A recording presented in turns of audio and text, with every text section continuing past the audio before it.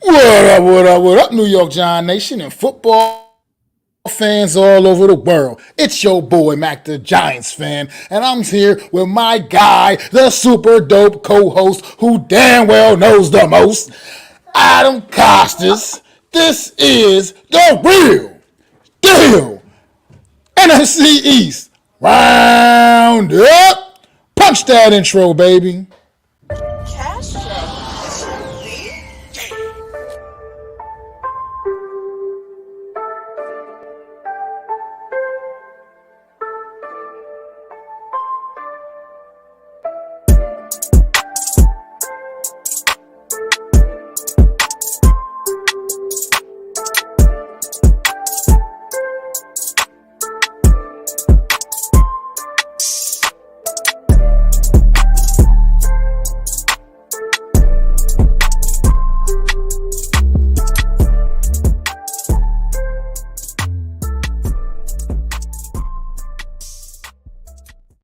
What's going on out there, everybody? What's going on, Adam, man? I'm sorry about that in the beginning, man. My nephew came down and it distracted me real quick for a second, man. So I Funny. apologize for that. You knew everything, knowing God. I'm like, wow, that's a new part of the intro I never heard. But listen, man, gotta do what you gotta do. Yeah, man. How's it going for you today, though, bro? Oh God, it's chaos. But thankfully, we have the NFL season. We have games on the horizon. The Giants don't play today, but they play on Friday. But we have preseason games tomorrow. I'm loving it. Absolutely, man. I'm gonna say what's up to Tenderoni in the chat Tenderoni, and what a name! Philly B in the chat, man. What's going on, my guy, man?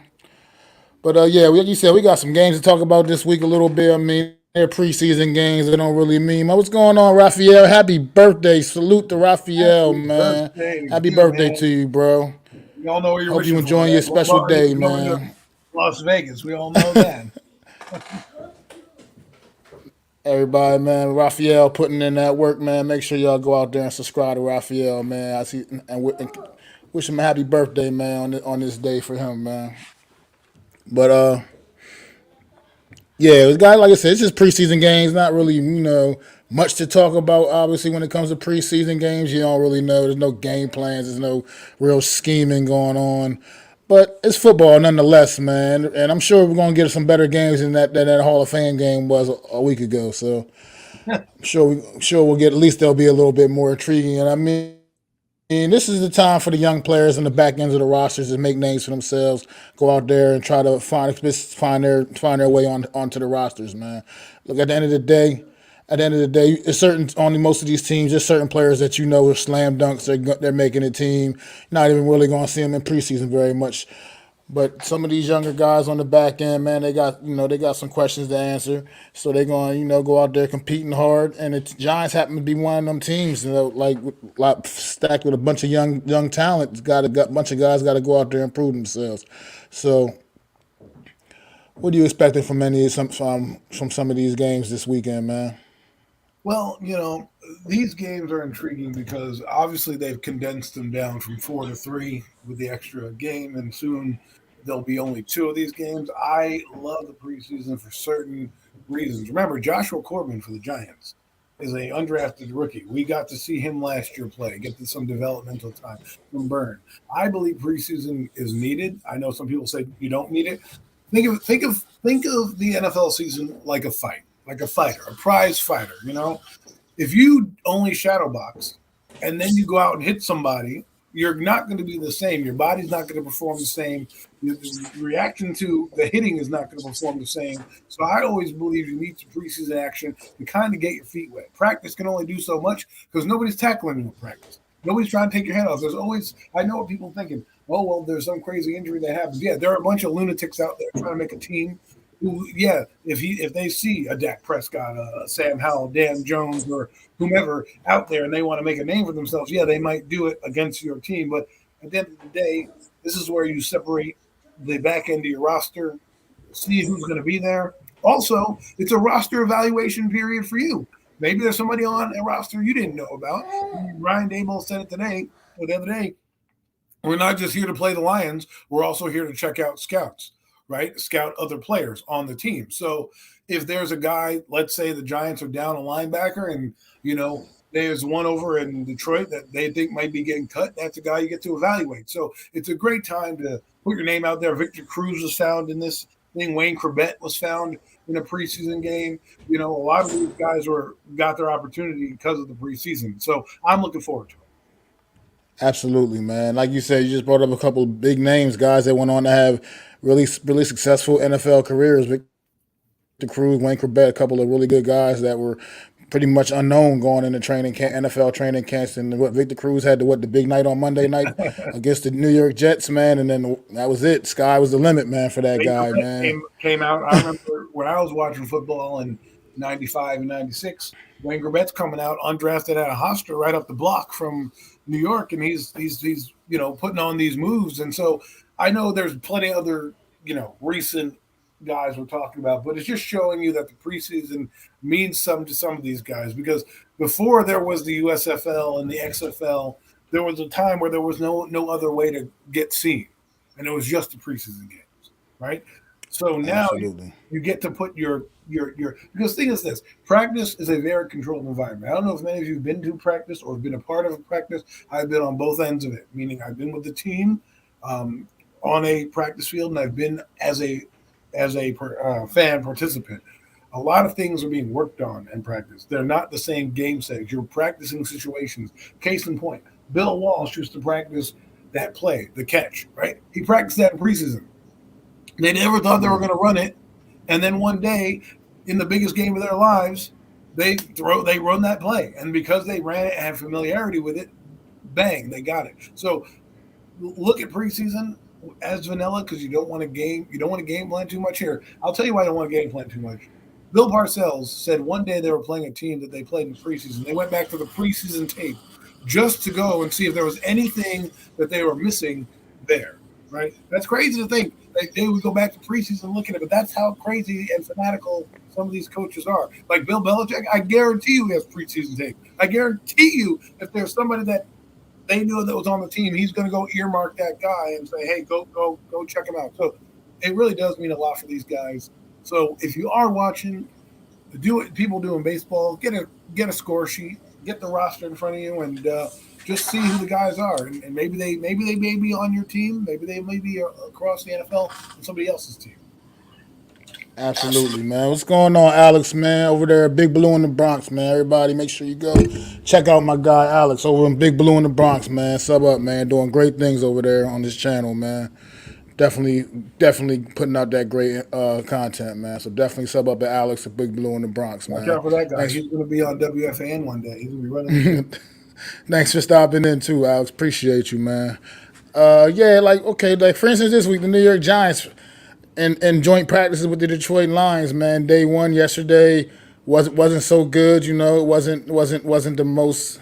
Had a pretty rough day. Daniel Jones had a very, very rough day yesterday at practice, but him along is with most of the other team. I mean, secondary was getting cooked a little bit. Amon-Ra St. Brown, talented receiver over there in Detroit, man, young talented receiver, was over there, putting that work in on our boys, man. But then they rebounded today in day two, had a much better day from everything I was hearing, And they looked a lot better, a lot sharper. Dan Jones was a lot crisper. Offensive line, from what I understand, had a pretty solid day out there. And the defense was looking pretty good, pretty solid. A lot of good. The running backs also apparently were looking pretty good today as well out there. So as long as it was good to see them come back and rebound after what was a pretty bad day on Tuesday, and they came back, rebounded strong, and apparently I'm hearing some things like Trey Hawkins is getting that work out there, man. Working with number ones, Trey Hawkins has been a guy that's 6th-round draft picks that's been making a name for himself during Giants training camp. But he's been out there getting that work, man, put on him. And so they've been sicking Amon-Ra St. Brown on him a lot, man. And I mean, that's a good learning experience for this kid. I mean, a kid like that, at the same, hope it doesn't, he hasn't been really faring all that well against one of the top receivers in the league now. But at the end of the day, it's good to see him getting that kind of work, getting that kind of experience, man. Like, hopefully, he can only really grow from that, and get him out there on the preseason games and see what this kid can do, man. I'm starting to really like. I'm really liking everything I'm hearing about him, his work ethic, the work he's putting in, and he's getting some good experience right now through in his training camp and these joint practices. Apparently out there, like I said, getting a lot of work with the ones, but he's been getting picked on a little bit as well. So Well, as he should. it's good to yeah. As he should. Yeah. Like this is what the preseason's for a guy like him, right? Obviously, you're probably not going to see Adoree Jackson. You're probably going to see Deontay Banks, Trey Hawkins, and the other plethora of guys trying to make the team from Zion Gilbert to Darius Williams, Nick McLeod, all those guys. So like you said, I expected them to bounce back from practice last week because one, they went in and studied film. Two, the Lions got the best of them the next day. Obviously the next day you want to get the best of them. They did. There are things I'm still concerned about, but we'll wait till the regular season happens. That's when we'll really start to worry about if these things become problems. But hey, the team is trying to sharpen their skills. The guys I'm looking forward to, like you said, Trey Hawkins. I want to see what Micah McFadden did. Apparently, Joe Shane, Freudian slip there, people. Sorry. Joe Shane said that Anthony Barr, who I know a lot of people ran and said Anthony Barr is coming to the Giants. He is apparently not coming to the Giants. They want to check out their linebacking core, at least for now. He has a visit. I heard he has a visit with the Giants. I'm not sure exactly when, but he has a visit with them. I think Shane said that this is not happening, at least at the moment, because they want to check out McFadden and they want to check out some of the linebackers on the roster, see how they fare in preseason games. Let's be real, man. Both McFadden and Beavers are green behind the ears. I love what Beavers can do. I think he's a poor man's Micah Parsons, and what I mean by that is he can do a lot of the things that a Micah Parsons can do: rush the passer, drop into coverage, line him up all over the field. McFadden is a guy more like a Blake Martinez, going to be a tackling machine, kind of coming downhill and stopping the run. Let's see. Last year he got benched for Jared Davis. Jared Davis obviously, is on IR. Let's see if Micah McFadden can grab the bull by the horns. What I am looking forward to seeing is if Carter Coughlin and Cam Brown can make this squad. Those are the guys that are in trouble this camp. Well, I definitely agree with you on that point. But I'm glad you brought up Micah McFadden. He's last couple of days, man, been hearing actually some very positive information about Micah McFadden, and like where it just seemed like it was kind of almost a competition between him and Darian Beavers, like who was going to get that spot next to Bobby O, But it's looking like Micah McFadden is kind of really starting to assert himself and look like he's kind of taking more of a stronghold on that as Darian Beavers is still working his way back from the injury a year ago. So looking like Micah McFadden is looking like he may be pretty much kind of prime to win that second other starting linebacker spot next to Bobby Okereke. And real quick, AK, man, thanks for stopping in. Appreciate you, bro. Make sure y'all check out AK, man. Eagles Uncensored. With all that Philadelphia Eagle content, man, bringing that heat for you, man. AK, man, that's my guy. Make sure y'all go sub up to AK, bro. And what's up, Deception? Thanks for stopping in. Really appreciate it, bro. Nice to see you, man. So what you got, Adam? My question is, the Giants haven't had an edge rusher coming depth, right? They have O'Shane Zimenez as the backup guy to both spots. Do you think Darren Beavers is going to be moved, not necessarily to edge, but have some pass rushing duties so he doesn't necessarily need to focus on the middle linebacker spot? I mean, I could see that the way Wink likes to utilize his defense, and play his defense. I could actually see something like that happening. That would actually make sense in a way, and it's also a way to still get more talent on the field in certain situations. Situational, football here we're talking about. I could definitely see that. Get extra. There's nothing wrong with having an extra pass rusher out on the field in those guaranteed passing situations. So. That is almost genius, man. That would be a way to definitely utilize your talent. Hey, so we'll see, man. We will see. They call me. I mean, Wink Martindale might be calling me up. I know Jerry Jones calls me up all the time, but Wink Martindale, maybe you come call me. Because the thing is, when Beavers came out, the thing about his scouting report was he played up and down the line. right? And right now, the Giants, I know it's still early and the roster cuts haven't happened, so there could be a defensive lineman or or linebacker coming in here at some point before now and the time we play Dallas. But what I'm thinking is maybe, just maybe, they're not in a rush to get one because maybe they're putting Darian Beavers there. He'll be their backup guy. And now, because think about it, right? Jihad Ward, he is a outside linebacker slash end, and he he can play both. So Darren Beavers is kind of in the same utility. Absolutely, absolutely. But let's go shay away from the New York Giants for a little bit, man. Let's talk a little bit of Washington talk, man.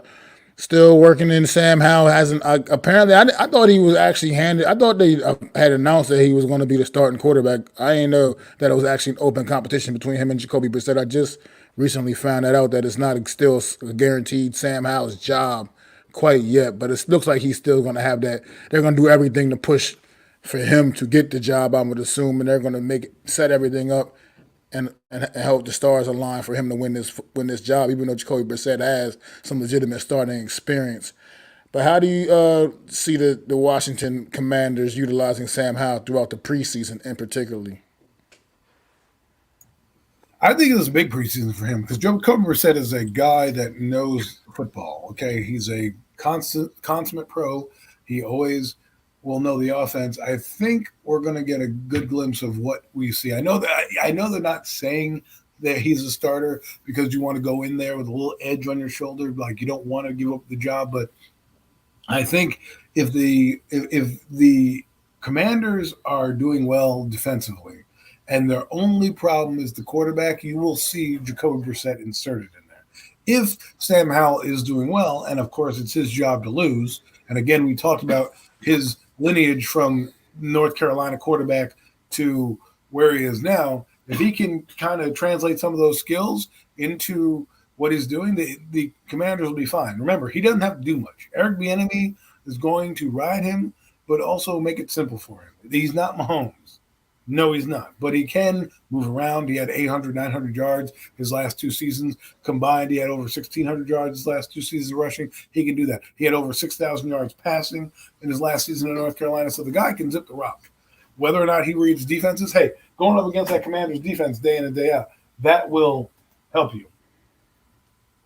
Absolutely agree. Absolutely agree. I mean, yeah, it's definitely. I believe, even though you say they're not announcing him, giving him the job officially, it's still his job to lose. I believe, and as long as he shows enough in preseason, I think he definitely has the edge on Brissett. At the end of the day, everybody knows what Jacoby Brissett already is. Everybody knows what that guy is. He's a backup quarterback. He can come in, he can win a game or two here and there for you, but he's not the guy you want to depend on and have to ride as your top guy for a season. Sam Howell, still don't, and nobody really knows what he is yet. But at the end of the day, he gets an opportunity to prove it, and that's why these reps like this week, the Washington Commanders will be taking on the Cleveland Browns on Friday night, and I think it's going to be a time where they're not going to get crazy. This is still a preseason. You want to protect your guy, but I think Sam Howell definitely gets more work than most other starting quarterbacks.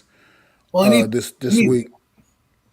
Look, I would not start him without the starting offensive line in there. Oh, absolutely. You need Eric Bieniemy to kind of put his stamp on it. We don't know what kind of game that he's going to call. We don't know because remember, Eric Bieniemy was masked by Andy Reid, right? Everyone's like, oh, it's Andy Reid's offense. So we don't know really how good or bad Eric Bieniemy is. And if you look at this team, right, their offensive line's decent, their receiving core is phenomenal, and their running backs are pretty solid. So if you look at what Sam Howell has to work with, if he's competent enough, they'll be in games. It's when he's going to make the critical mistake. I mean, if you look at it around the league, there's a lot of young guys starting, right? And what I believe is you gotta let these guys fail before you say that they're failures, right?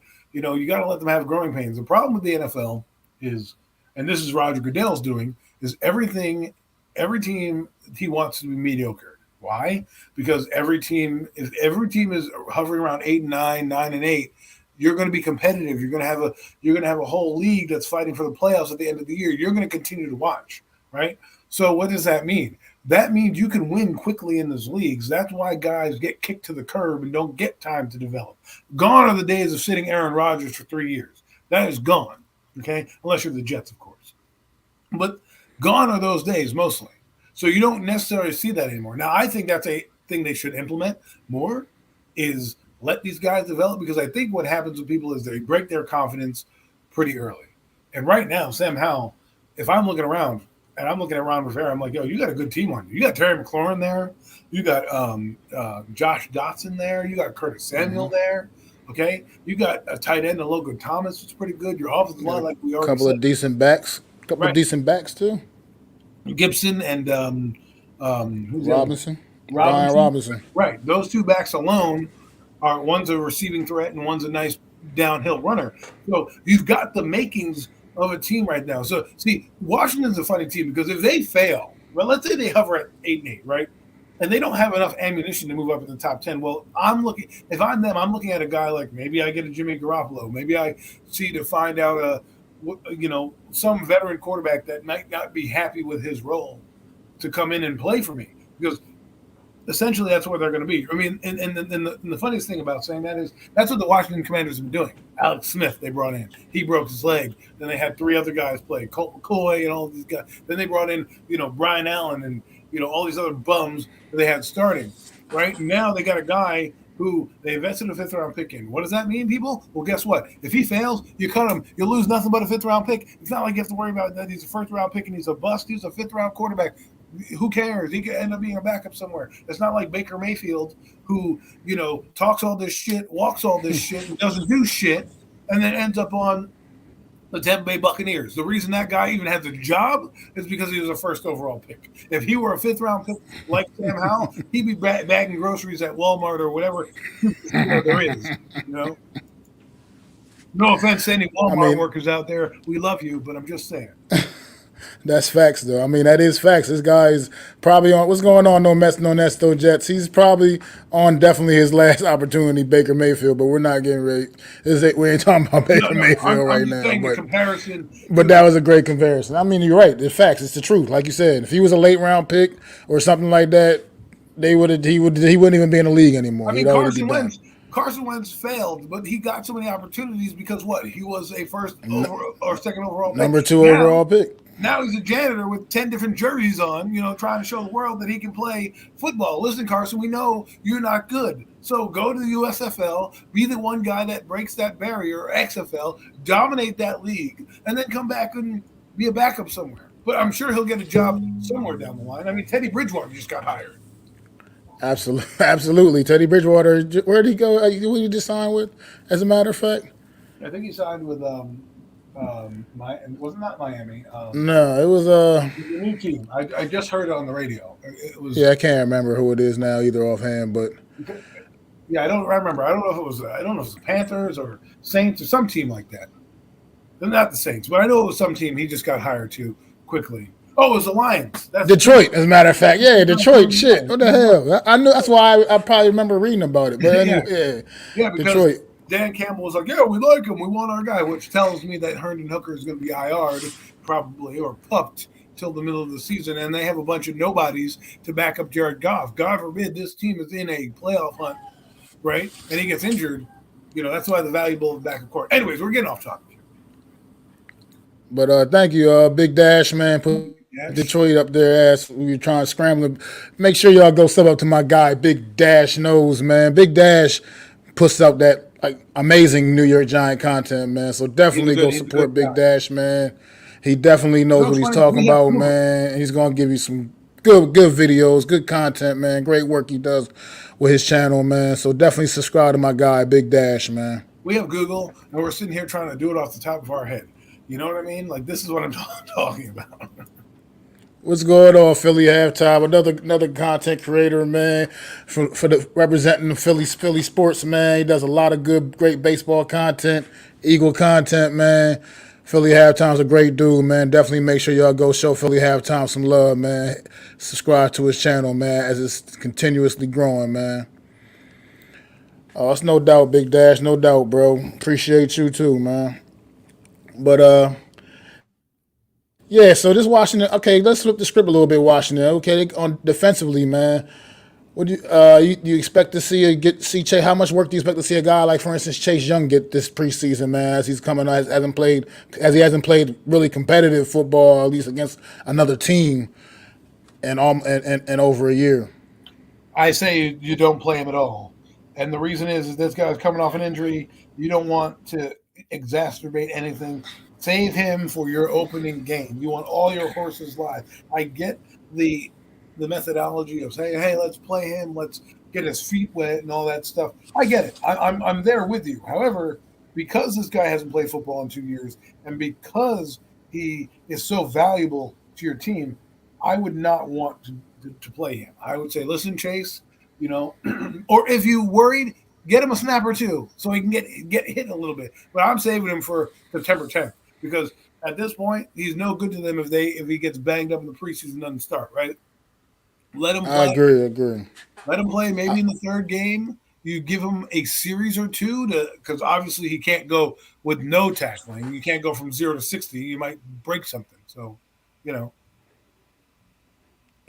No mess, no nets, no jets. As Washington is always a sleeper team, 7 wins should be the minimum for them. They are. That Washington is always one of those little dangerous, sneaky teams, man. You just never know what to really truly expect from this football team. But as the Chase Young thing, like if I was handling that, I would want to get him a little bit of a taste just because it's been so long. At the same time, I'm gonna do it with discretion. I'm not. He's not getting out there. He's definitely not going to see him on the field for like a whole half or anything crazy like that. But at the end of the day, I would definitely want to get him a little bit of a taste, not necessarily in this game here coming up Friday, but at the end, get him get a little bit of action, just to get his feet wet again a little bit, just because guys need that. As football players, you do kind of need that, especially when you've had so much time off. So I'd feel like you gotta get him a little bit of work, but it has to be with discretion for sure, man. You got to be smart Right. about it. But You the don't third want to go out preseason there. game is the dress rehearsal. So if you think that is the game you want to get him in, because at that point you'll have he'll have played, a month and a half with no football, and then there's a 2 week gap between 9, 10, and the last preseason game. So yeah, I would say play him in the preseason game, maybe give him a quarter to get some bearings about him. Look, he's going to be on a pitch count even come during the season, right? As the season progresses, if he stays healthy, I'm a guy. If I'm a coach, I put him in there 100% go. That's what I do. You tell me if you need to blow, you need to come out. But if you're 100%, I put you in. But preseason, I don't want to risk it, bro. Yeah, you're right. I mean, you're gonna need him for the games that count, the games that matter. At the end of the day, he's not a rookie, so it's not like it's that pressing.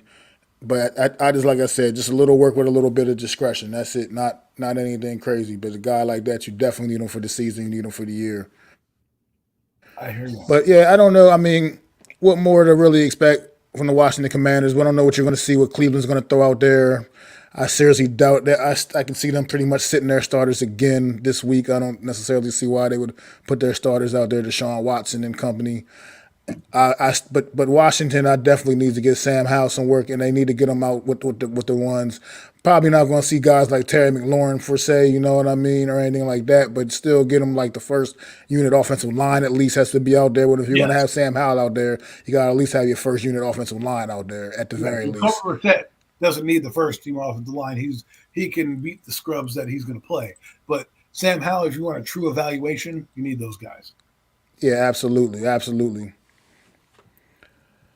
But let's move on a little bit, man. Let's move it around. Okay, the New York Giants got Detroit Friday night as well, man. We also don't really fully know what we're going to see from personnel standpoint. The joint practice is going on this week, so I'm thinking it's going to be, if you see any of the stars at all, it'll be very, very limited, like a series or two at best. But I don't honestly, in my opinion, I don't think we're going to see the starters on Friday night from either team in this game. I think they're going to get their work in with the practices and let the That's good. backups and let the younger kids handle the game on Friday night. Well, that's good because I think the Giants are going to have some trade baits I look for them to get a couple of fifth round picks for some of these players as we go down the line. There's going to be somebody who's like, "Oh, you have an excess of corners." The guy that I'm looking at is Darnay Holmes. Like, okay, we know that Cardell Flatt's probably making the team. Darnell Holmes has a solid preseason. Why not trade that guy? Why not say, hey, listen, before you cut him, because you cut him, you get nothing for him if he goes to another team, right? But he's penciled in right now as a starter, but we know that is fluid, obviously. And Aaron Robinson is a guy that's on this roster that may be coming back later on in the year. Maybe you keep him for that purpose. But there are also a lot of guys, like you said, Trey Hawkins. You've moved Adoree Jackson into the slot, right? So to me, you got to put your best 11 out there, but your back end guys. Rodarius Williams got some burn today. I heard he was making some plays. Nick McLeod has made some plays. So if I'm the Giants, I'd check this time to really evaluate my roster, because you already know who's making the team. Basically, you know who's making the team. It's about these special teams is really what you're trying to fill out right now, because that's where you really want a second. You want a second guard, a second tackle, a second D end, those backup players, because you don't want a starter to go down. Now, we grew up in the days where you put starters out in special teams, but here's where you go. Now, I know that the hardest thing about the NFL, and this is why I think it's a great game, but also one of the coldest games, is that they're not like a college roster. They don't know. You want player safety? You need to expand the rosters to 90 guys on the team and let all 90 make the team, right? And they can be transactional, because what happens is you pay the 53 guys, then you have like 7 or 8 guys that don't suit up. So you don't really get a lot of your guys. And there's no farm systems. Like in baseball, you can kick a guy down to AAA for a little bit, AA for a little bit, let him get his bearings about him, and then bring him up. Basketball the same way. Every other sport has a minor league. The football doesn't. So if they would expand the rosters, it would be easier to keep some of these guys that you're on the cusp about. Absolutely, absolutely. I mean, at the end, like right now, it's just I lost my train of thought. I'm sorry. It's been a crazy day. I'm sorry, everybody. You got plenty of guys out there. I want to see Tom DeVito. I know that he's the third string quarterback, but we know that what Tyrod Taylor can do. He's lighting it up in practice as well as Daniel Jones. So I'd like to see him. Hodgins. I mean, we have 10,000 receivers. I'd like to see somebody get some burn. I want to see Colin Johnson. Remember, he was having a great preseason last year, and then he tore his Achilles, right? I want to see the Bryce Ford Wheaton. I want to see if all the hype matches the body of work that he's putting out there. Jameson Crowder and Cole Beasley and Sterling Shepard. I play Shepard. I know people don't say to, but I'm playing him. He's right now, to me, he's a bubble player now. Right. He's a bubble player. Cole Beasley, I think it's Jameson Crowder, and I think it's Sterling Shepard. And Wando Robinson's also in that mix. And because you drafted him second and he's younger, I think he needs to earn a spot. I hate to say that. I love Sterling Shepard as a Giant. He's the longest tenured Giant on the team. But let's be real. Cole Beasley's looking good. Jamison Crowder gives you that special teams aspect that can separate him from – like if you're looking at the roster now and you're sitting there and you're looking at Jamison Crowder, let's say Crowder and Shepard have the same kind of preseason, couple catches, maybe a touchdown here and there. But the one thing that separates Crowder from Shepard is he can return punts, and Shepard is not necessarily that guy you want back there. Well, guess what? Crowder's probably making the team. And most likely practice squad Shepard. Don't they let veterans get practice squad now? Maybe maybe he's your practice squad. Clear waivers. They clear the waivers, but Jamison Crowder had a nice touchdown today at practice as well earlier today in the joint practice, by the way. But the thing I was going to say about this team, like if the only starters I feel like is should maybe even touch the field at all on Friday night, honestly, it's probably I'd still give these offensive linemen some work, man, because this offensive line at the end of the day is a bottom offensive line for the last however many years, and at the end of the day they still need work. And even if they're out there going against the choice number 2s, let's see if they can go out there and dominate the choice number 2s the way they should do so. So I do want to see the offensive linemen get a little bit of work, because everything's not rosy with the offensive line yet. Everything is still a little trouble in paradise there they had a solid day today from what I hear, but I feel like can't just kind of forget that those guys need some work. And even if they're only getting it against the number twos, Detroit's number two guys. Like I said, see if they can go out there and prove them. Not necessarily Andrew Thomas, I guess, because Andrew Thomas, you know what he can do. He That's got point paid. He blank can and take a period. But vacation. but the rest of those guys, man, let's see what they can do. Get the Joshua Zudus, and I guess you are going to see those guys, Zudus and Bredersons. Get them out there. Get JMS out there. Get that experience, man, against NFL. It's real speed and an actual game, even though it's only preseason. I want to see those guys get some work. Other than that, the rest of the starters, I think, yeah, get the night off. They had a night off because at the end of the day, they've got their work against Detroit this week during the joint practices, but I think the offensive linemen definitely need a little bit of work, man. I agree. There's a battle at left guard. You need to see those guys in real live action. I don't care, like you said, if it's against, you know, the water boy out there. I don't give a shit. You need that guy needs reps. Both those guys need reps because they're fighting for a job. Right now, Bredeson's playing two positions. If he, John Michael Schmidt is a rookie, you know, Izudu is a young guy. Bredeson's a young guy. There's still guys that need reps. The more football they get, the more live football they get, the better. Practice is controlled, people know that. They're not tackling as hard. They're looking at looks sometimes. So, what you look for in practice is what things happen technically. Was the ball underthrown? Was the guy sticking his man? Was he on there? Those are things you look for. In terms of, D lineman, O lineman, they block, but the intensity is different. I'm telling you, the intensity is different in a game. If you block Dexter Lawrence now, you don't think he's geeked up even more come a game time? So for a guy like him and a guy like those off the line, they need the reps. And especially guys like Izudu and Bredesen. Izudu was injured last year. People forget about that shit. So he didn't get some reps where they needed. Bredesen was in and out of the lineup last year. So again, and they still have Shane Lemieux. So a guy like that you need to see. Matt Pert is probably going to be starting on one of the right tackles. Wyatt Davis is going to get some work. There is a battle, folks, not only for the starting five, but the remaining four spots behind them. The more you can do, the better your chances are. The only way you're going to do that is you get reps. Yeah, absolutely, and they need them. But Alex up here with this comment, I don't think Beasley makes it. In my opinion, I'm not as high on him as other people.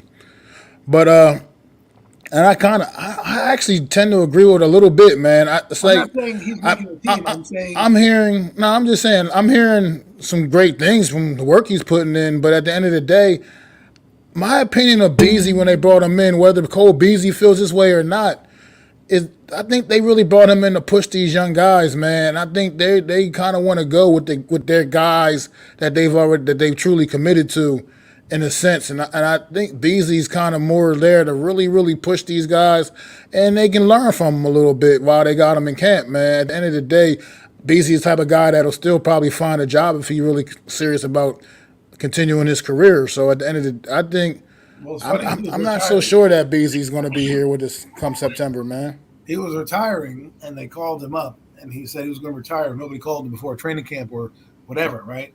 So he's coming in and he's lighting it up. There's no need for him he knows the offense. The reason why I think he has a leg up on Sterling Shepard is he's just destroying it in camp, right? And so, and right now he's healthy. And the difference between him and his is the injury factor. Now, if they have, like I'm saying, Jameson Crowder makes the team probably over Sterling Shepard. Why? Because there's a special teams aspect of it. That's the guy I think makes it over Shepard. I mean, yeah, I can see that. I definitely could. I mean, Shepard is just I love the guy, man. He's been a loyal New York Giant. I mean, even after the injury last year, he saw him on the sidelines of pretty much every game. Biggest cheerleader, man, out there. The problem is there's no way to stash Definitely. him. There's nothing you can do to hide him because you cut him, he's probably going to a different team, right? Oh yeah, I mean he'll have interest. I mean somebody could use a Sterling Shepard at the end of the day, but it just feel bad for the guy because he has just the worst luck with the injuries, man, and it's unfortunate that he's been dealing with all the injuries his whole entire career. But it is what it is. This is a business at the end of the day. This is the first season I can say of Sterling Shepard's career that was coming in training camp where a roster spot's pretty much not guaranteed for him. He has to really go out there and earn it, man, and train in camp and preseason. So he's going to need a little bit of work as well, and see what he has, man, and how he can hold up.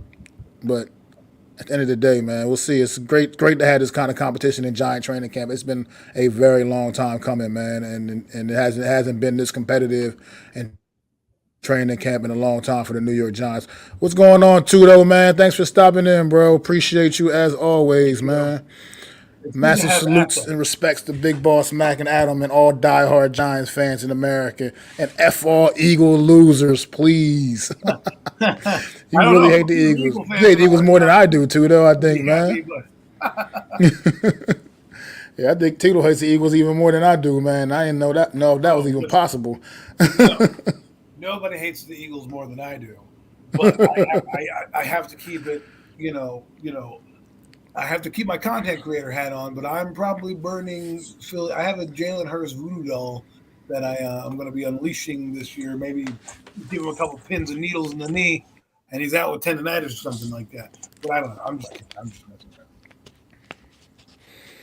But yeah, I don't know. Like I mean, Alex said it up here in the comment earlier. These guys right here, these are the guys we need to see get some serious work this Yeah, preseason. Deontay Banks, Trey Hawkins, Darian Beavers, right. Micah McFadden, Joshua Zudu, McKeithen. Those guys they definitely need to get some work in and see what these guys are made of, man. These are all draft picks by the New York Giants in All the guys last couple of I'm interested years. to see. And we need to see. I mean, McKeithen obviously went out with the season-ending injury in preseason last year. But at the end of the day, it's time we got to get these guys on the field and see what they're made of, and see if they're the guys to go forward with, Hey, man. Wells. What's going on, Wells? Appreciate you stopping in, bro. Thanks for coming by, guys. We appreciate you. But yeah, other than that, I don't know what much more to expect from this game one of the preseason. I don't, like I said, I don't think don't be tuning in if you think you're gonna be seeing Saquon Barkley. You probably, honestly, you may not see Saquon Barkley at all in the preseason, honestly. So I could see him being one New York Giant player that won't even take a snap this preseason. On to be quite frank, so don't be showing up those kind of expectations, folks. This is the preseason. We want to see these young guys work, man, and try to get this back end of the roster right, get the depth pieces together, man, and see what these guys got, man. But let's talk about the Cowboys a little bit, man. Jarrett's team. Let's talk about the Cowboys a little bit. They got a game. They got a game on Saturday night, Saturday evening, Saturday afternoon, whenever the hell it is. They're hosting the Jacksonville Jaguars, another young upstart team that's got a lot of high expectations as well. But the Dallas Cowboys right now, they're pretty much getting slotted right under the Eagles and the 49ers in the NFC, man, as like pretty much, they're getting considered the third best team in the conference, at least right now on paper, as far as before anybody plays. You think these expectations of man are a little too high for the Dallas Cowboys? I mean, not necessarily too high because they are a very talented team, they have a very talented roster. But do you think this team can handle that pressure, man? Of course, Mac. This team can always handle that pressure. No, no. I think this is a little different than every year we talk about the Cowboys and the Super Bowl. That's just they could be the worst team in football. Well, yeah, if Dallas Cowboys go to the Super Bowl. Some idiot will always say it on TV. I legitimately believe they can do it. Whether or not they overcome will become a few factors. Now, I cannot knock them for being the third team. Record wise, they won 12 games. I mean, they arguably are the third team in the conference. Nobody else had that many wins in a division, right? I mean, the Buccaneers were 8-9, and who's the other division in there? We had the South. Nobody. I mean, we had the West. We already know the 49ers made it, right? And then you have the Minnesota Central, right? They won. I mean, they beat Minnesota. They beat the brakes off Minnesota last year. I mean, what was it, 40-3 drubbing that Minnesota had? So I think they're Yeah. slightly better. So yeah, they're up there for me. They're this is a different team for me because their defense I think is lights out, and I think I'm telling people right now, Stephon Gilmore stays healthy, it's going to change the dynamic because you don't understand what it's like to have two solid corners that are defending your guys, right? And three, because they've invested a lot of draft picks there as well. So when you have those two guys, it'll free up a guy like Micah Parsons, who, according to NFL Network, wants to be Defensive Player of the Year. So he's coming for blood. So when you have a corner that can play like that, it allows your guys to get home. So I think the Cowboys, expectation wise, are right where they should be. They believe it. If that's what they believe, I'm not going to deny them. They have 12 wins. They're one of the top 4 in the conference record wise. So we'll see what happens, man. I mean, they got to prove it. Essentially, at the end of the day, they got to prove it. They got a championship defense. Will their offense match their defense? And funny stat that people might not know: Dak Prescott, who we hate on, has in the last 3 years had 30 points a game. His offense is average. I know it hasn't won them anything, but just keep that in mind going forward. I mean, I see the expectations are through the moon for the Cowboys, so we'll see if they can live up to it. But real quick, shout out to my guy, Unpopular Opinion Sports. What's good, bro? Thanks for stopping in, man. Make sure y'all go check him out. Heart of the City Tuesday night, man. Great job. He does a Giants show every Sunday morning, man. Football talking every Sunday morning, doing great content over there, man. Unpopular Opinion Sports. Make sure y'all go sub up to my guy, man. Putting in that work, man. His channel's continuously growing because he's putting out that great content for y'all, man. So definitely sub up to my guy, man. Unpopular Opinion Sports, man. But with this Cowboy team, I think it's when the expectations are this high, it's just it has to always fall back on someone. We were talking about this earlier in the season, earlier before we went on live. Do you believe that like Mike McCarthy is say the Cowboys do for some reason get off to a horrible start to their season or whatever, just start to experience get a little turbulence along the way, man. You see Jerry Jones pulling the trigger on Mike McCarthy even before the season is over? I don't think this in the well. Yes, I'll take that back. Yes, because you have a coach that I believe can be a head coach on your team in Dan Quinn. If the rails are falling off, right, and you're like, man, screw this team. It's going to shit. Jerry's world is coming to a crashing halt. We're gonna be, top 10 pick. We're going to move and try to get a quarterback.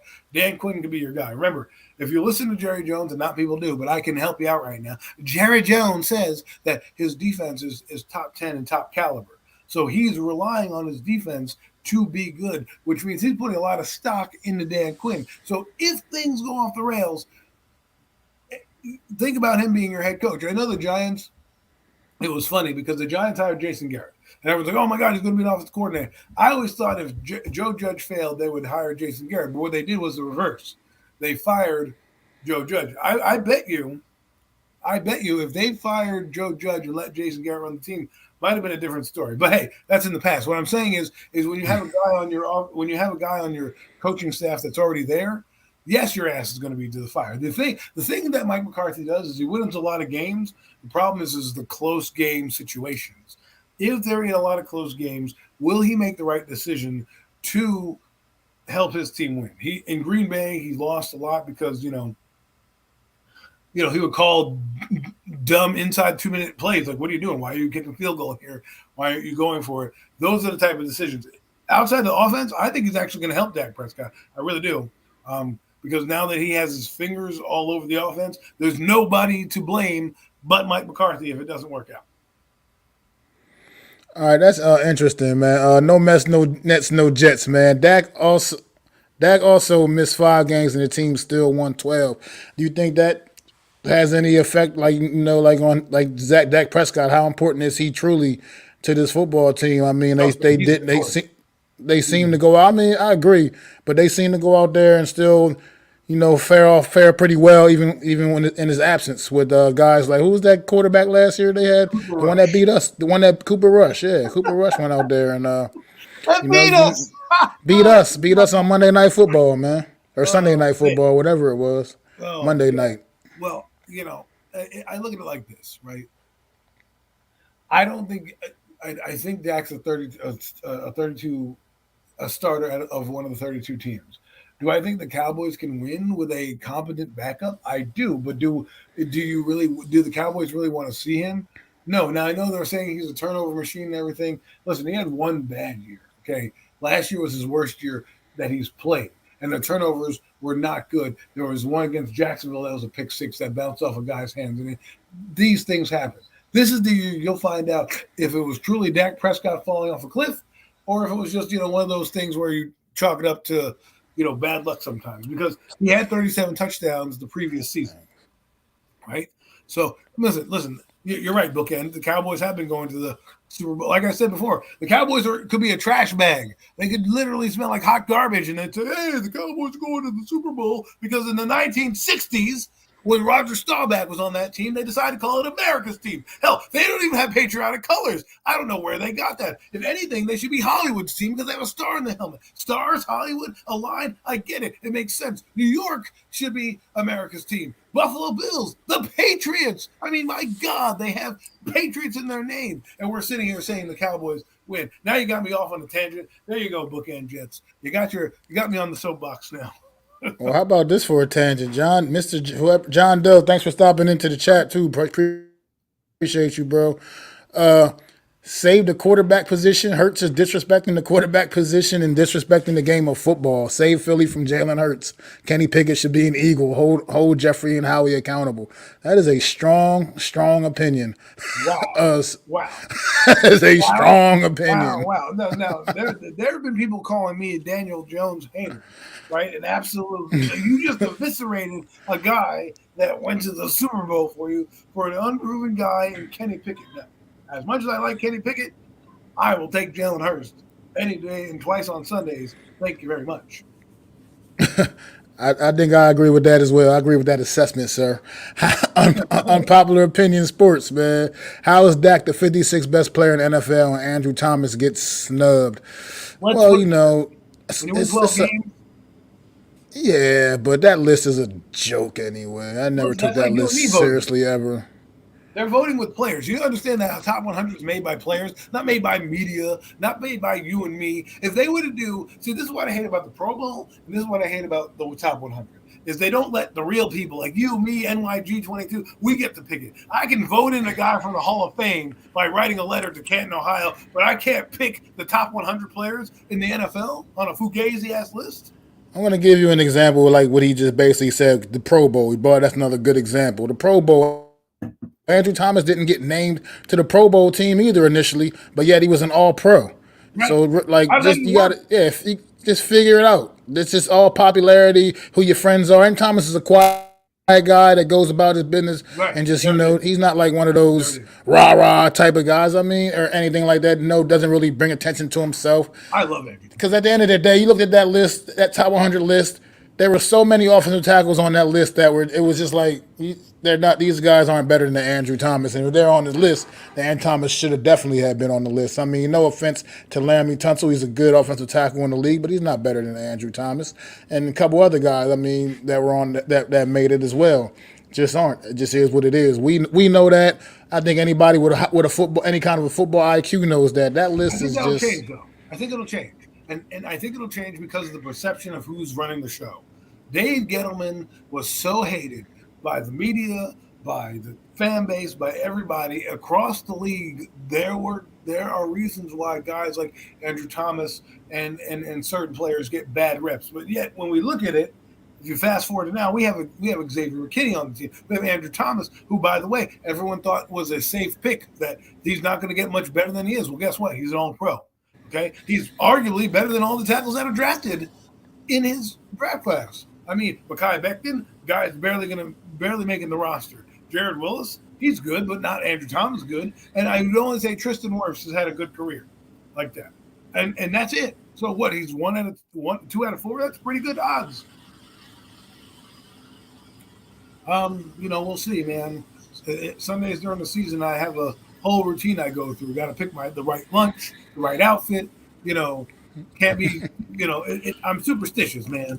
Like last year, I had a lot of chicken parm because they won. So this year, I got to figure it out. What shirt I wear. Sometimes I wear the same shirt for a week. But can I join you guys if I have time? Getting away from my crazy rituals, maybe I'll pop on here and there. But thank you for the invite. I also need to be invited by NYG. There you go. NYG already said he would be honored for me to come on the show. I'd be honored to be a part of the show. Again, I have 2 young children, so it's hard for me to squeeze everything in, and then watch 12 hours of football top to bottom and jump on a stream. You know what I mean? So, no offense to any of you guys. I love you guys. I'll jump on, but I got to try to make some time. But I'd be honored to be on that show when there is a chance to get there. Absolutely, absolutely, man. But once again, though, in this game, Jacksonville, once again, I wouldn't expect to see much of anything. Just a lot of their back end guys who are trying to make the squad. Probably a lot One of thing I Ronald can point Jones, out. though. You say what? Probably a lot of What? Ronald I'm Jones. sorry. Probably a lot of Ronald Jones. Oh, He I'm sure he's gonna get plenty of work now, especially got, now that he's out. So technically, if you don't play him, yeah, it says he can't. if you don't play him, that's 8 weeks of football he's missing. Yeah, pretty much. So I mean, I'm sure he'll get probably a lot more work than he probably normally would have. Given I'm sure he's listed as number 2 on their depth chart. I would think. But I want to at see. the end I of the want to day, see we'll the see. Cowboys. I want to see who's going to emerge as their back end depth, because this team is loaded, man. They got Dante Fowler, Sam Williams. They have Micah Mozzie Smith. They have Jonathan Hankins. Their backups could be starters on other people's teams. That's how good they are right now. So I really want to see who gets shaken loose. Obviously, keep your eye on the Zach Martin situation. I don't believe Zach Martin is going to miss the game against the Giants. However, if he decides to do that, this is an opportunity. If you do get a chance to watch the Cowboys, watch that offense in that backup guard position, because that could be a guy that the Giants may be facing come 9-10. And it would be good to see who might be winning or losing that battle to get a kind of a head on the scouting report there. That's good stuff, Adam, man. We're not gonna won't get an example of this on Saturday night, obviously, but one player in particular I want to keep an eye on the Cowboys this season, man. Close eye, and he just got young man just got paid a couple weeks ago. Trayvon Diggs, man. I want to see now he's got Gilmore on the opposite side of him. I want to see if this guy can play a little more disciplined this season, though, because I think where things get away from him a bit is he's so. He wants he thinks he can intercept every pass, that comes in his direction. And I want him to play a little more disciplined, a little smarter, and go out there and just, make plays, work on that coverage. Because sometimes it's like if he's not intercepting the ball, he's just getting burnt. So I think it's the opposite. Just want to. I think it's the opposite. You think it's the opposite? I think he's going to take more chances. Because now he has a legit starting corner on the outside of him, where he knows that guy over there has got his side of the field. He won't need to worry about anything but doing his job, right? Not having to double coverage or do this. So when you have, like I said, when you have another guy over there, and you have that guy in Gilmore who can cover, pretty much anybody. He's a solid corner, and you have your defense now, right? Who's going to now be the front seven now going to have more freedom. I think he's going to try to take more chances, saying, I got Micah Parsons, I got DeMarcus Lawrence. Those guys are having their way. I'm going to take a pick six to the house. I think he's getting paid. He's going to feel the pressure. He's going to want to be Deion Sanders. He's going to want to be prime time. I don't think he's going to. He's not prime time though, but he's I not. just think he will. I'm just saying. I just think sometimes you gotta play a little smarter sometimes and make the plays, man. Like when they come to you, man. You can't always try to. But at the same time, I mean that's what makes him one of the most talented corners in the league right now. So at the end of the day, you don't want to lose your identity either. Don't stifle him. Let him be him, right?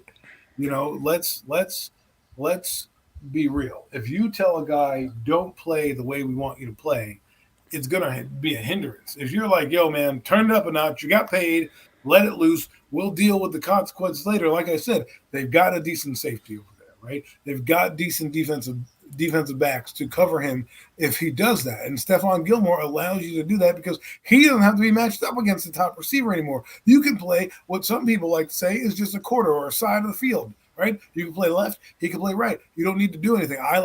Some people like to mix and match and put one corner on one side, another corner on the other. But if you have a guy like, Stephon Gilmore, and he stays healthy, and you have,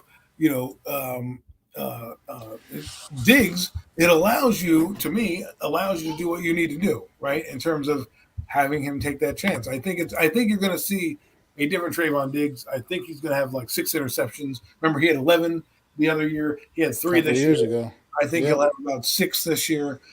Just don't call me whatever it is, but you know. I mean, I can see that. I mean, he's like I said, he's talented, and and you know what I mean. He definitely is opportunistic when he gets an opportunity. You can't throw a bad ball in his direction. That's for damn sure. He will pick that thing off. But Tudo says, Adam, we don't like big fat Getty Boss. He's also responsible for signing Nate Solder and Kenny Galladay and effing up all New York Giant future capital for the two next I'm not decades to saying come, boss. we need to like him. That's not what I'm saying. I'm saying the perception of not liking him is the reason why guys like Andrew Thomas and certain players who are doing well have this cloud of doubt over them, right? Because, oh, you were drafted by Dave Gettleman, blah, blah, blah. People hated Gettleman, but again, he had gems that came through. I have to give a guy his respect, and that's all I'm saying. But what I'm saying He is, also drafted Barkley. right. He also drafted, like you said, Andrew And Thomas. Daniel Jones, he drafted everyone. He drafted your quarterback, okay? The guy you love so much, the guy you guys put on pedestals and crush me every week about, he drafted that guy. So don't give me this about we hate him. I understand he made some stupid decisions, and I don't agree with Nate Solder. But again, that's on him because John Mara said, hey, we need to win with Eli Manning, so we need the best offensive lineman on the market, and that's who was there. But my point is I'm saying when you get the black cloud of Dave Gettleman off of you, you're going to start to see, like Joe Shane and Brian Dable, the league loves these guys. They're on every TV. They're blah, blah, blah. We love them. They're so great, blah, blah. They haven't done anything wrong. The honeymoon period's coming to an end soon. But what I'm saying is they are loved. And when you are loved, the player, that will follow you in popularity. I wouldn't be surprised if Daniel Jones has the similar numbers this year and ends up in the Pro Bowl. You know, just because now they love him. So now he's going to just end up being there. NYG22, we all appreciate you, mate, and all your awesome shows and all the guests. We don't necessarily agree with everything he says, but he ain't afraid of voicing his opinions, right or wrong, and he says it all. Didn't we love Kenny Galladay signing? Didn't we sit there and say we're not going to get Kenny Galladay, and we ended up with him? I mean, it looked great. I'm just saying, like, we don't sit here and say, yeah, Dave Gettleman did these bad things. I mean, yeah, Jonathan Stewart, terrible. You know, Nate Solder, he was hamstrung because Andrew Norwell, a guy he knew, decided to go down to Jacksonville, right? And again, I don't like Dave Gettleman, but I'm just being real with what realness is. Then we have the Joe Judge era, and we get Kenny Galladay. And every Giant fan's like, no, we're not going to get that guy. We're not going to get that guy. Somehow, some way, that guy walks into the building. Did he overpay him? Yes. Did Kenny Galladay fail miserably? Yes. But can I blame Dave Gettleman for – like, I can't blame Dave Gettleman for trying to put – spots in places. Remember, when he drafted Andrew Thomas, he drafted 3 linemen. He drafted Matt Pert, Shane Lemieux, and Andrew Thomas. And he said his offensive line was set. Guess what? All 3 of those guys are still on the fucking team. Matt Pert also, you brought that name up, had a pretty decent day of practice, a day of joint practices. Now that you brought his name up, he had a pretty solid day as well, from what I was hearing. Got some good work in. He's another guy that may be depending on to be like that swing tackle, man. So his role could be important in this offense. You know, Evan Neal, Andrew Thomas go down. But no mess, no nets, no Jets. Giants fans may be responsible for that KG signing. And you know what? Honestly, I can agree with that, man. In a way, sometimes maybe even these NFL GMs and whatnot, sometimes they hear what's going on the chatter, you know what I mean? Let's not, like you said, let's face it. We were all hyped when we got Kenny Galladay. We were excited. We thought we got that receiver that we needed, and for help take Daniel Jones to the next level. And so we were excited. It's not like we want, as Giant fans, the majority of us wasn't excited. Yeah, sure, we did pay him more money than I was happy about at the end of the day, but we were still, as a fan base was excited for the Kenny Galladay signing.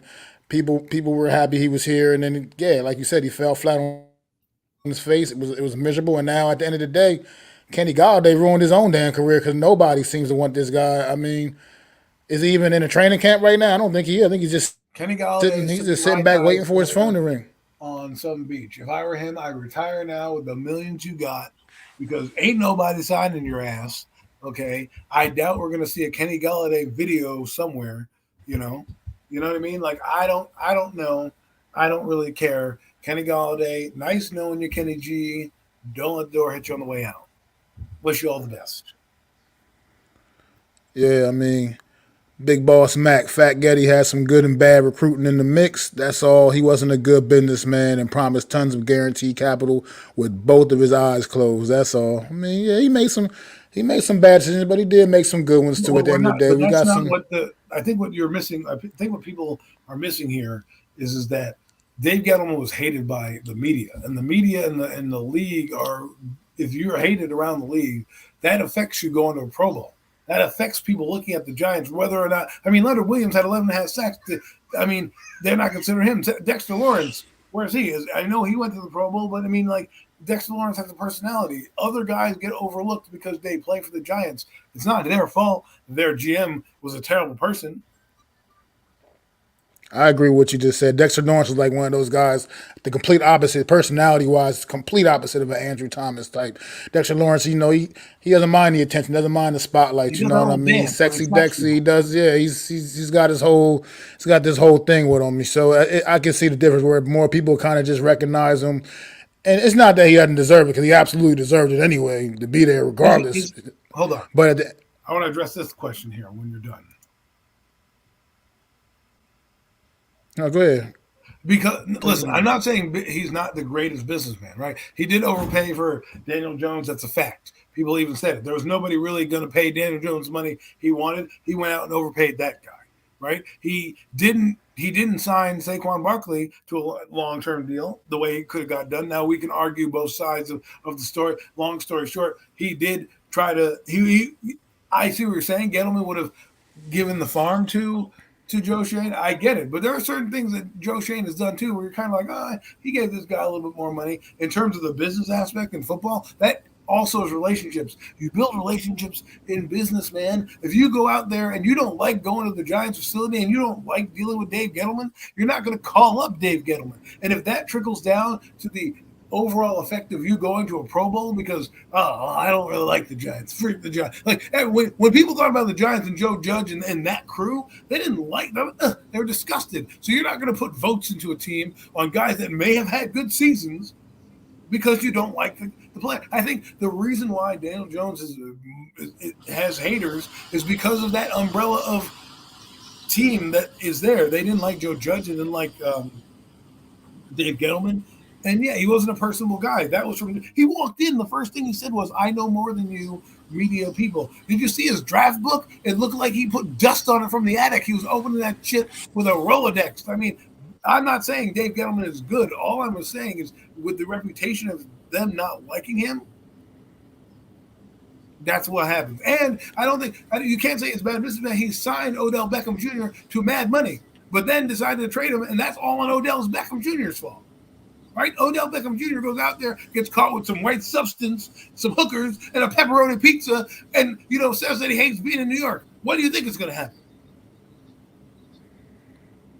I mean, yeah, that's just I don't know how we got on Dave Gettleman like this deep, but but at the end of the day, bring up something else. Something else I saw on Twitter earlier about Daniel Jones. Since we all don't know about the quarterback Daniel Jones.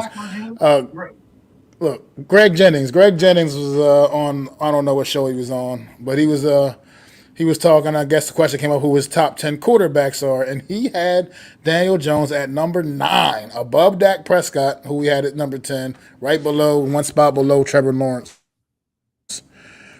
And people were like baffled on the panel. Whoever was, I can't remember who else was on the panel with him, but they were all baffled when he was like, Daniel Jones is a top 10 quarterback, and he said it with confidence, and he said some of the same things that I've been saying. I mean, it's just the truth. It is what it is.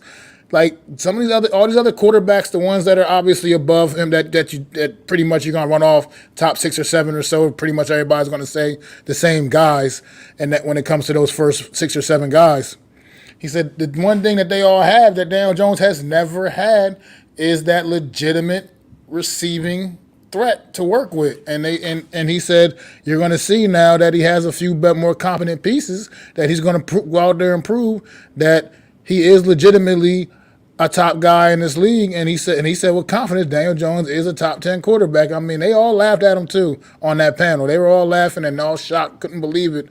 But I mean, this is the year we finally get a chance to see what this dude really is, man. And I know how you feel, Adam. I know you don't have to go deep into it. It was just something that I was bringing up because I saw it when I saw it on Twitter earlier. I was a little fascinated and thinking, okay, Greg Jennings thinks a little bit like I've been thinking this whole time, man. Like I just want to see the kid with something competent, which I believe this year he does. Still doesn't have a great receiving core necessarily, but he has something more competent than he's worked with his entire career. So it's going to be interesting. It's just going to be another interesting year to see this whole thing unfold and develop. I want to call bullshit on one thing. They say that they don't have a receiving threat. Yes, they got him Kenny Galladay and Kadarius Toney. It didn't work out. And Kadarius Toney had some promising games when he played. So I don't want to hear they didn't have a receiving threat. Did they not work out? Yes, they didn't work out. But it's not my fault the coach didn't want to put in Kadarius Toney last year. It's not my fault Kenny Galladay got injured. I can't say that. If you want to say his receiving threats didn't work out, that's fine. But, I'm not going to get into Daniel Jones because quite frankly, I have my viewpoints. Until he proves me otherwise, he's going to stay where I view him, And if you don't know, now you know that I don't see Daniel the same way other people do, and that's fine. You're entitled to your opinion, and we'll see what happens this year. If I think happens, if I think what happens, well, I'm not saying I'll be right, but we'll see. You know what I'm saying? If he does what a lot of people think he might do, yeah, well, I'll humble myself and I'll say, you know what, good job, Daniel. But then I will put the question out there, and I know people may not like this, but if he starts to win, right? If he starts to have a good season, if Daniel Jones, let's say next year goes out and has 4,200 yards and the Giants don't make the playoffs, I don't want to hear nothing. Because we hear that all the time about, well, he's never won anything. Doesn't matter. Dak Prescott goes out and throws 4,400 yards and 37 touchdowns. We still think that guy's a bum. You know what I mean? So I am going to put him in the same category as those guys, Kirk Cousins, Dak Prescott, and I'm going to treat him the same way. If this guy hasn't won nothing and has done nothing, neither has Daniel Jones. So that's all I'm saying. If you're going to compare apples to apples, which a lot of people want to do, right? And the reason why I compare apples to oranges, I think that's why we differ a lot with a lot of people. Then I'm going to do what we do to Dak Prescott, what we do to Ryan Tannehill, what we do to Kirk Cousins and Kyler Murray. I'm putting them in that category. I'm like, all right, if I don't see anything win anything, great, good job. You threw 26 touchdowns. You didn't win a championship. You won one playoff game. I'm going to start rattling off the same things we rattled off this year. Well, just to go a little deeper into it real quick, a smidge deeper when you brought that up, because when he was saying, when they were like, because the one guy was like, you got him above Dak? He said, no way, he's better than Dak. And then Greg Jennings went on to say, put Dak Prescott in and Daniel Jones situation with Daniel Jones has played with, and see what version of Dak we would get. And that's nothing else. Like I said, you haven't seen that either, because Dak Prescott's always been in a fairly comfortable situation, and that's just a fact of his career. So here's the scenario I'm going to break down for you. Okay, a guy that we all. Okay, we're going to play a word game right here with a name, with a full name. Okay, when I say a name, you associate whatever you think, good, bad, whatever adjective comes up. We're going to do this. I'm going to name 3 guys real quick. Patrick Mahomes. It's amazing. Ryan Tannehill. Just average. Kyler Murray. Just average. Jalen Hurst. Very good. Okay, now if I put so we're going to play that same game right now, and I'm going to do this, and I'm going to read off numbers for you, and if you think these numbers are good enough for Daniel Jones, we'll reveal the source. Okay, so if Daniel Jones goes out and has 67% completions, 3,700 yards, and 21 touchdowns, is that a good season for Daniel Jones? I mean, it's a decent season for anybody. That is exactly what Ryan Tannehill had in 2021 when he had a decent season. And AJ Brown. All I'm saying is that when we talk about this guy, I'm putting him in the same light as those categories, because if Dak Prescott, who throws 4,400 yards and 37 touchdowns, Kirk Cousins, who throws 4,400 yards and 37 touchdowns, can get lumped in the same category with a guy who's barely thrown 24 touchdowns in his entire career, then why? I'm just saying, why are we praising it? Why are we always saying? How do we know what Dak Prescott would do in the situation with Daniel? We don't. Just like we don't know if Daniel Jones We would have don't. 4,400 You're right. yards with the Cowboys. You're right. We don't. But that's the point. That's like you said. You go by what you kind of see these guys do, and like you see, like I said, Dak's been in a comfortable situation pretty much his entire career, and he still hasn't gotten over that hump of a championship. Yeah, he's compiled some nice numbers throughout the regular season, but at some point, football this is about winning championships. Okay, and he's had a team. He's had a team built. He's had a team that's been built to do so, and he's not able to kick the door. But I mean, Joe Burrow goes to Super Bowl in his second season.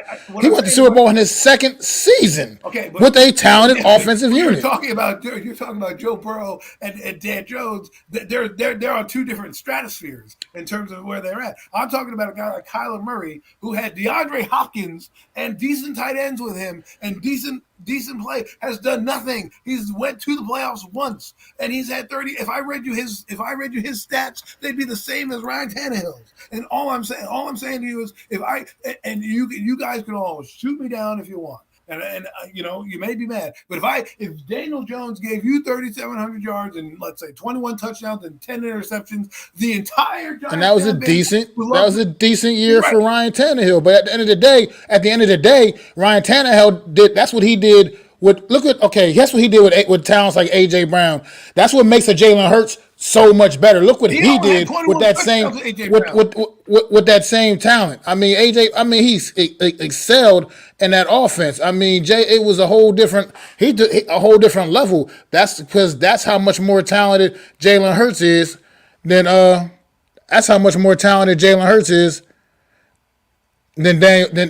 like Ryan Tannehill. Ryan Tannehill, where the numbers were decent, with that kind of talent around him. What if he gave you this? Okay, let me give you this. Okay, let me give you these numbers because I'm sure we can agree again on this. Okay, and I'll give you 2 seasons. Right? Let me just get this up for you. So this guy, I'm not going to tell you his name till after. He gives you. This guy played, and he had 3,700 yards. He threw for 7.9 per completion. He had 69% completion, 24 touchdowns, and let's see, he had 400 yards rushing and 5 touchdowns. Would you make that a good season for Daniel? Right, that would be a good season technically for Daniel, right? Once again, that's a good solid season for anybody. Okay, Kyler Murray got, and everybody's making him like he's like this worst guy. Like, this is what I'm talking about. This is what I'm saying. Perception is what you believe it is. If you think that 3,700 yards is good, and then I put Ryan Tannehill's name on it, you're like, oh, Ryan Tannehill. If I give you 3,600 yards, I put Kyler Murray's name on it. Kyler Murray. That's all I'm saying. Is where we're at. All I'm saying to everyone is, until I don't care if Daniel Jones gets Kyler Murray numbers. If we want to make the top 10, I want to see him get past 4,000. I want to see him get 4,400 yards. I want to see him throw 37 touchdown passes. Now I have no excuse. You know what I'm saying? I want to see it because 2 guys who've had talented receivers, Kyler Murray and Ryan Tannehill, but Ryan Tannehill in his career with AJ Brown threw 33 touchdowns once. With Kyler Murray's thrown 26 touchdowns, 20 touchdowns, and 14 last year. And he had DeAndre Hopkins. He didn't even crack 30.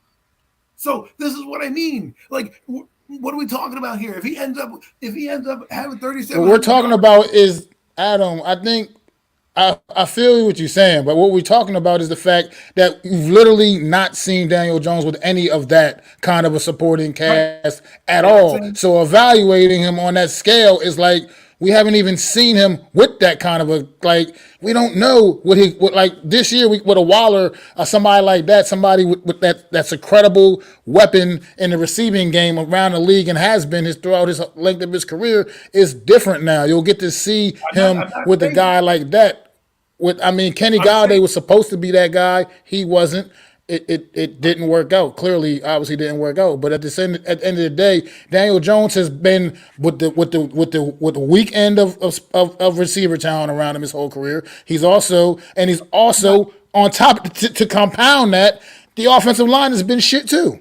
I'm not On top of that, it's all like it all matters. I'm not disagreeing with you on that. All I'm saying is that this is the approach I am taking, because everybody, and I'm not trying. I don't even like Dak Prescott, but I just think the vitriol of, well, we're going to just disrespect him and not look at the resume of what the guy has done, because he's got the same resume as Daniel. He hasn't won shit. Daniel's won shit. I know what is on his team. You can only perform with what you got on your team. Ryan Tannehill had one of the best offensive lines in football, and still he couldn't crack 4,000 yards, and he had immense talent. Right, he still couldn't crack 25 touchdowns after throwing 30 the next year. He still had A.J. Brown on that team.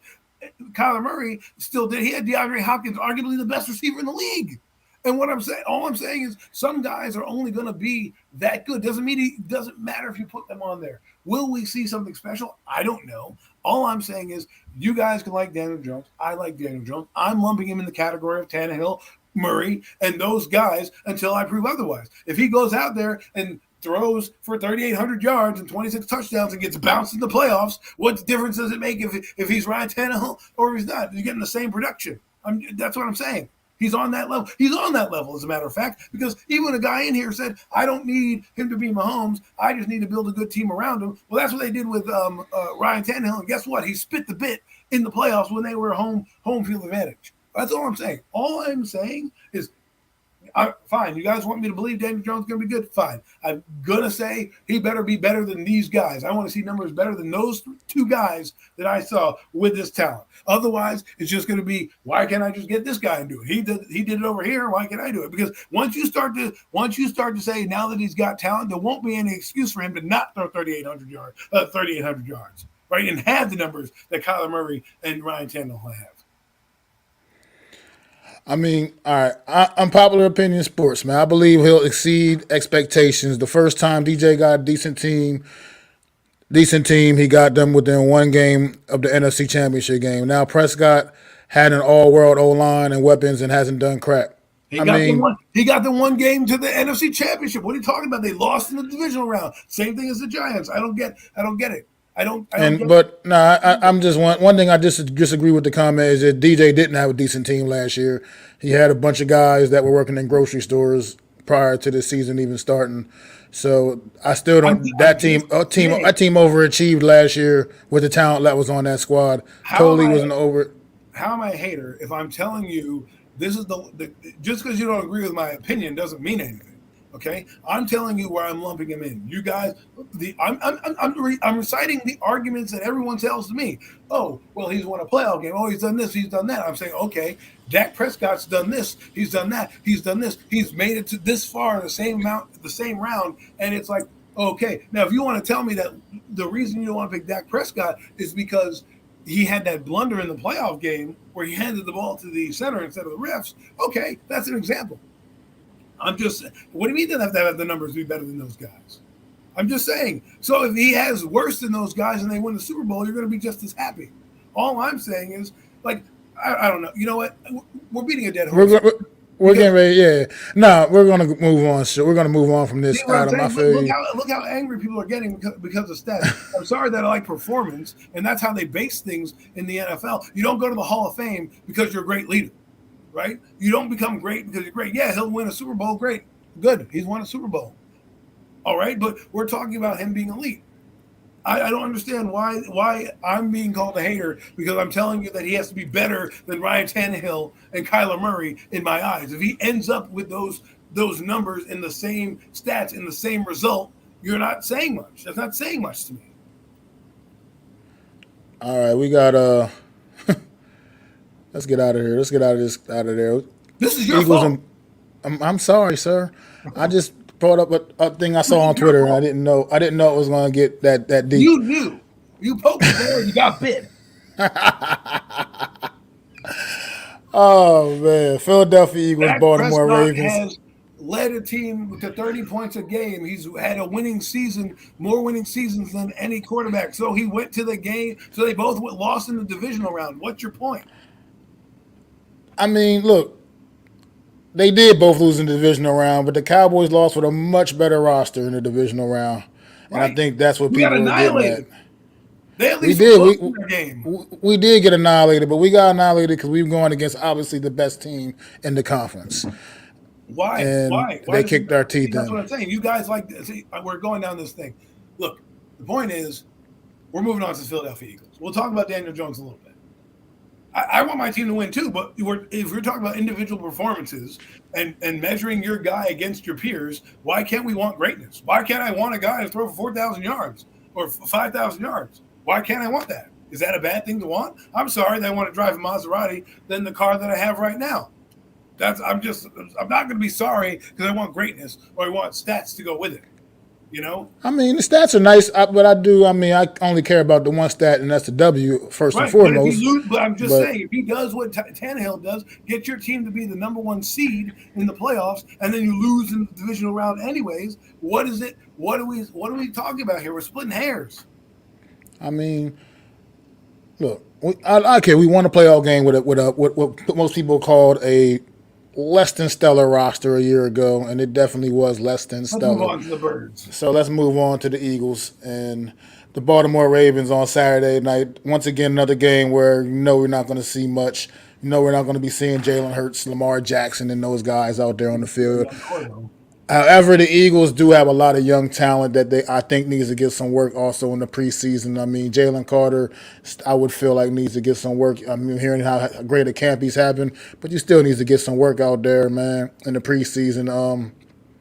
And their draft picks, you got to get these guys on the field because some of these guys are guys the Eagles are going to be planning on depending upon this season coming up, man. So at the end of the day, even though this is a really good football team, really don't have a whole lot to prove. They're still out. They're still the favorites in the NFC for very good reason. This is a very stacked and loaded roster, very talented top to bottom.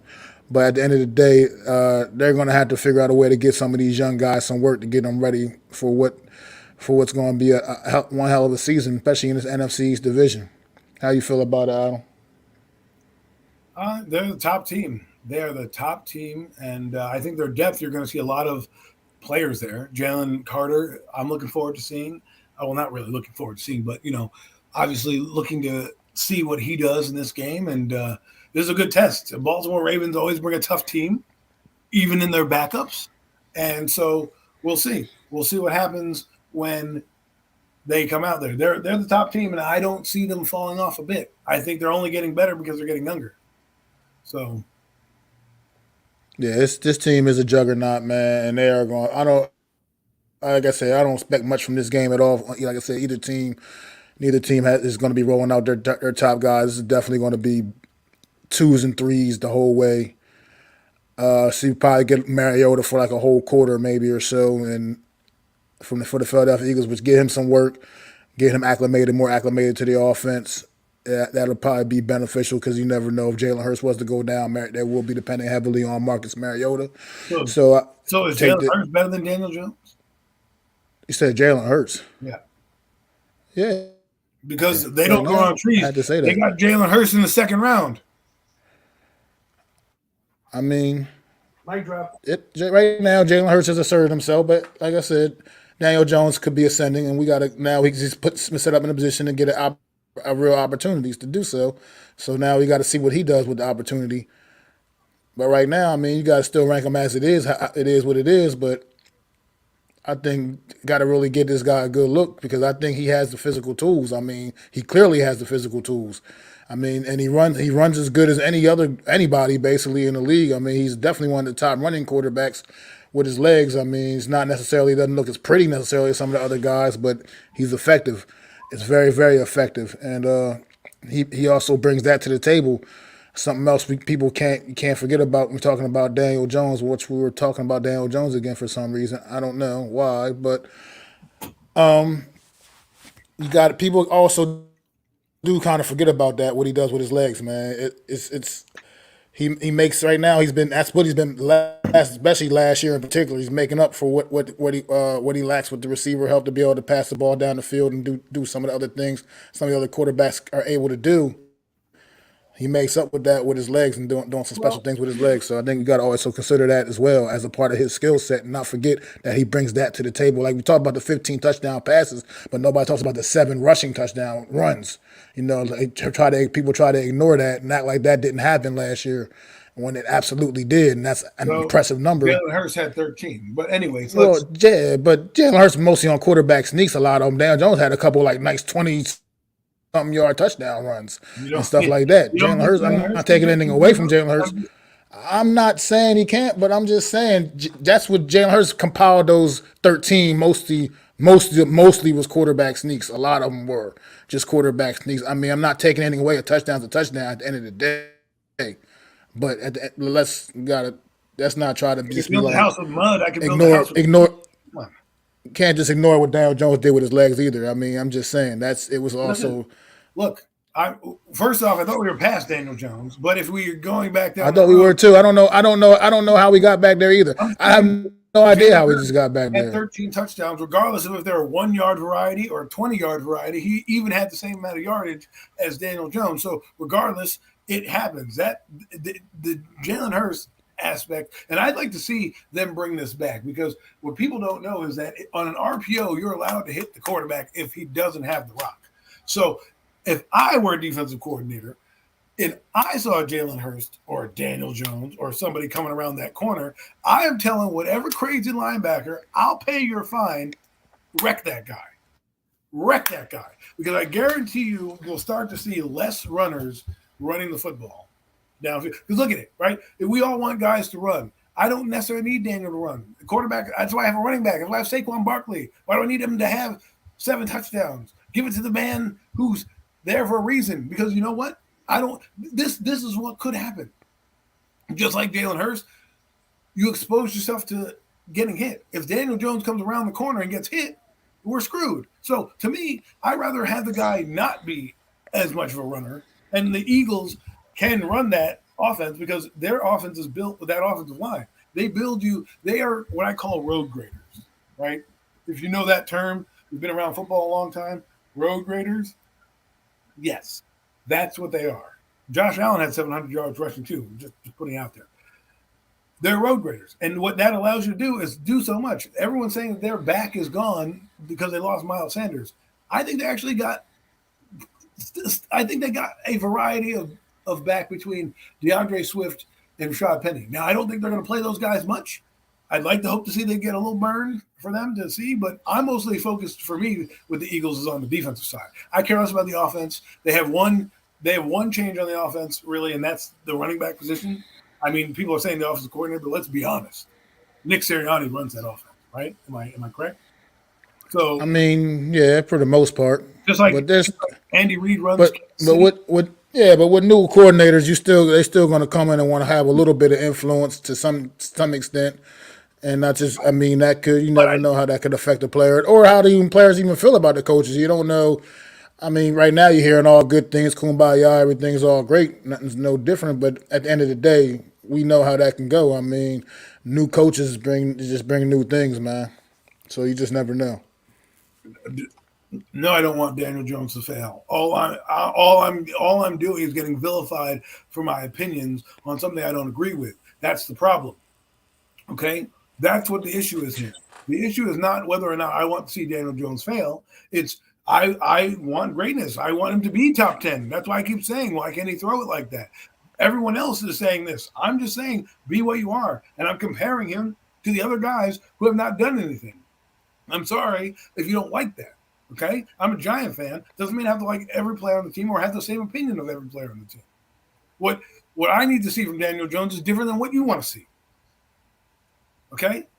Just like everybody else. Yeah, anyone can win a Super Bowl. I mean, look at the 49ers. You can put anybody behind that squad that's decent, and they'll put up numbers. I mean, what are we talking about here? You know what I mean? All I'm saying is if guys are doing the same thing that he's doing, then why aren't we lumping him in the same category as those guys? Why are those guys worse than him when they've done more or done less? I look Because around. I'm gonna tell you, okay, because I know you like to make the Ryan Tannehill comparison a lot since we back there for whatever reason we're back on Daniel Jones, but We talked. You like to make the Ryan Tannehill comparison a lot to him. I think most people will look at a quarterback with Daniel Jones' skill set as far as his overall his tools and everything. Just him, not talking about nothing else. Just him, his physical tools, just what he brings, his athleticism, what he can do.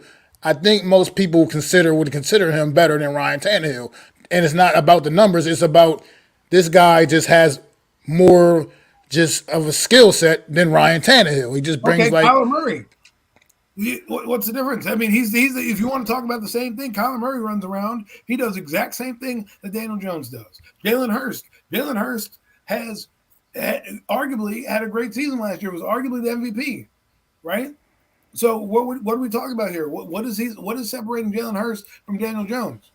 What is it? He had 3,700 yards. He had 700 yards rushing. He arguably would have had 4,000 yards passing if he didn't miss 2 games. Lamar Jackson. We like Lamar Jackson. He's the same skill set. You know what I'm saying? Why are we not putting? I'm just saying. I'm giving you prime examples of guys who fit within his framework, and they don't like the answer because that's Kyler Murray. Oh, Kyler Murray and Daniel Jones do the exact same shit. One's 6'5", one's 5'9". One moves around and runs, gets 700 yards, and throws 3,700 yards passing. If Daniel Jones did those same numbers, I'd be kicked in the rear end for not saying that. Hey, he's only average, blah blah blah. I'd be kicked in the fucking nuts every time. There'd be a line down the building. All I'm saying is, for me, I like Daniel Jones. Hell, as a matter of fact, all these people that calling me a hater should go back to 2019 when all of them hated Daniel Jones, and I was one of the people, unbeknownst to you guys, who actually liked the guy. I mean, look, all I want to do is see the New York Giants win. I don't care how they win. I don't care if this motherfucker goes out there and only throws 10 fucking touchdown passes and we win every goddamn game. I could care less. I mean, at the end of the day, that's the only thing that really matters to me is winning. But I'm sorry to get you. I don't mean to get you all riled up on Daniel Jones. I don't know how it got to this deep, Adam. Man, I know your feelings. I know your feelings. I know your feelings, and I respect you. I respect your feelings. I respect your opinion. Obviously, let's finish this. Let's just I don't know how much there is to really say about the Eagles right now because we can agree that they're very good. Yeah. Nolan Smith, like I said, as far as I'm concerned, I just need to see their young guys get work. I mean, that's it. There's nothing really more to say. Nakobe Dean should get a lot of work. He should get a lot of work this preseason. Nakobe Dean should see on the field quite often this preseason, getting extended reps with the first and second unit. I would assume he'll be one of those guys that'll be out there, like I said, getting a lot of reps because if they're serious about this guy having potentially being there starting middle linebacker, he's gonna have to prove he's ready, man. Because the big time, because he didn't get a lot of reps last season as a rookie. To be honest, he kind of got buried on that roster, and he's gonna have to go out there and prove that he can step up to the plate and handle the situation. I mean, other than that, I just like you said, you're not gonna see AJ Brown, you're not gonna see Devontae Smith. Like I said, no Jalen Hurts. Probably won't see much DeAndre Swift during the preseason. So I don't know. The Eagles right now, even though with all that being said, they are still the team to beat, man. They are still the team to beat in this division, and they're really, really good, man. I don't know what else to say. I don't want to hate admitting how good this team is because as much as people hate the Cowboys, I hate the Eagles more myself personally. I hate the Eagles even more than I hate the Cowboys myself personally because the Eagles, like I said, I live right here in Eagle country, and I deal with their obnoxious fans on a way too up and close and personal basis, so. Well, I deal with fans as well, and when you eat poop after you win a Super Bowl, there's the respect I have for you. But hey, listen, I have some friends who are Eagle fans, and those obviously aren't the ones we're talking about. We're talking about those guys who are eating poop, climbing poles, and really being obnoxious. Someone said they're going to the Eagle Giant game on Christmas, where I think that's in Philadelphia. I said, listen, I don't want to see batteries get thrown at Santa Claus, so you're more than welcome to go. I will not be there. I will be at my house having some coffee, eating something good, and watching that game. Yeah, absolutely, man. But got any more thoughts? Any more thoughts on the Eagles before we get ready to wrap it up, Adam? Well, no, just let's see. Let's see. I don't think they're going to be as bad as people predict, but I don't think they'll win as much as people predict because the schedule's harder. So, Yeah, I mean, absolutely, I can agree. Like I said, I think the division is just a little better. I mean, I still think they're the best team in the division, but the division as a whole is a little bit better, and I think that's going to come into play this year too. I don't think the Eagles are going to just completely run roughshod over everybody like they did a year ago for the most part.